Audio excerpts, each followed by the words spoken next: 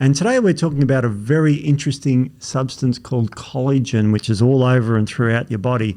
And we're going to be talking about ingesting collagen, and we're going to be talking about what you need to ingest with it and all this sort of stuff. There's a lot of myths floating around, like with most things with nutrition. There's half-truths that have been put into whole truths. So let's go back to basics now. There's a myth surrounding that you need vitamin C to absorb collagen. Okay, so this is the collagen you eat. And there's also, vitamin C helps with absorption of iron, which is slightly different, but there's a whole story around that. So let's go back to the basics. Firstly, whenever you eat a protein, 99% of it is completely absorbed, and that includes whey or collagen or steak. You've never pooped in the toilet and seen a chunk of steak there, have you? So the body absorbs pretty much 100% of all the protein. There are some examples where it doesn't, and that's in things like soy protein, where only about 80% is absorbed. So collagen, whey protein, eggs, meat, fish, all that, it's 100% absorbed. You don't need any extra vitamins to absorb something. You just need a healthy digestive system to absorb it. If you're starting to get protein in your poo, you're in trouble. So the $1 million question is, well, where does this come from? Where does the vitamin C and collagen thing fit in? Well, in fact, I'll take you back to about 1768 on a ship with good old Captain Cook cruising around the Pacific, of course. And a lot of the guys on the ship in 1768 developed a condition called scurvy. And you've heard of scurvy because scurvy is this vitamin C deficiency thing.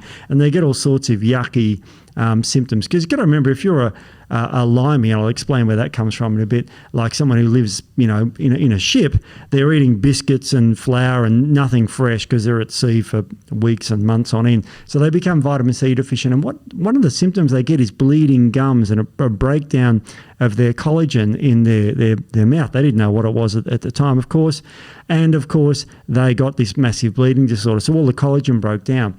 So vitamin C was found to be required for collagen production in the body. Now, let's get really specific here. Vitamin C, yes, it helps your body make collagen. It doesn't help your body absorb it. Now, how does vitamin C help your body make collagen? Well, you've got all these amino acids found in foods, and one of them is proline, which you've probably heard of. There's about 22 amino acids.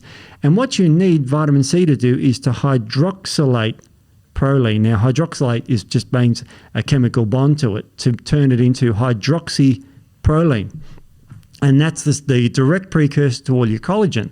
Now, if you happen to consume collagen, like one of our many collagen products, it already has hydroxyproline in it.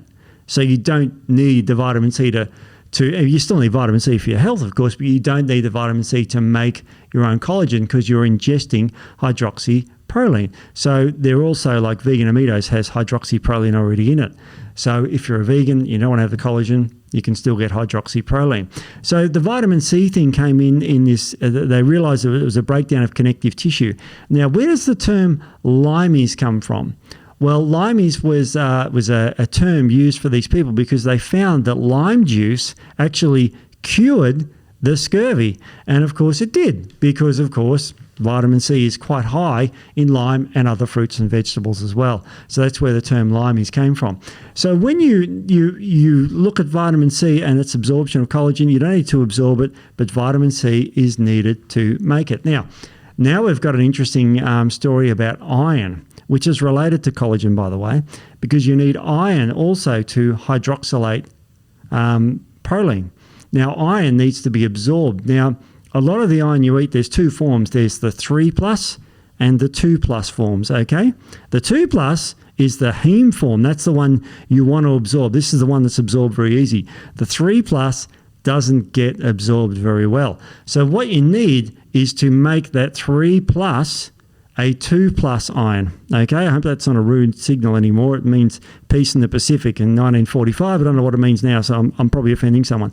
So to turn that into that, you need to get a 3+ to a 2+. So what you do is you give it a negative, in other words, an electron, and it takes the 3+ into a 2+. Now, where does this electron come from? Well, it comes from vitamin C, because when vitamin C loses an electron, it, of course, is an antioxidant, so it donates electrons to make this a 2+. So that's where vitamin C comes from, to absorb iron. In other words, turn it from a 3+ into a 2+ so it can be absorbed in the body. The 3+ is called non-heme iron, non-blood iron, and the 2 plus is called heme iron. So this is where vitamin C comes in to absorb the iron, okay, which makes the collagen. But of course, if you've got iron and you've got hydroxyproline you're consuming in your diet, which is by numerous collagen products, you don't need vitamin C to absorb collagen. Does that make sense? If you've got iron, you've got vitamin C, you've got collagen, everything's good. It's sweet because you're already taking the hydroxyproline in the collagen. Now, what if you don't eat collagen? Well, you're naughty, but also you will need vitamin C to make your own collagen from the proline that's found in the eggs, the meat, the fish, and all the other proteins. So this is where the whole story comes in. So it's a little bit of a myth, So think you need vitamin C to make your own collagen. You don't need it to absorb it. You do need vitamin C to absorb non-heme iron, so plant-based iron. You don't need vitamin C to absorb heme iron. So that means, and I wouldn't give you this advice, but have a big dirty steak without vegetables, you'll still absorb all the iron. But we want you to eat vegetables for your health. So look, I hope this has cleared things up. There's a lot of myths in nutrition. I love sort of talking about them because there's always an element of truth in it, but it's a really interesting story about good old Captain Cook. I could bring him into it. I could bring Winston Churchill in from 1945. I love the history. So thank you for your time, and we'll see you all again next week.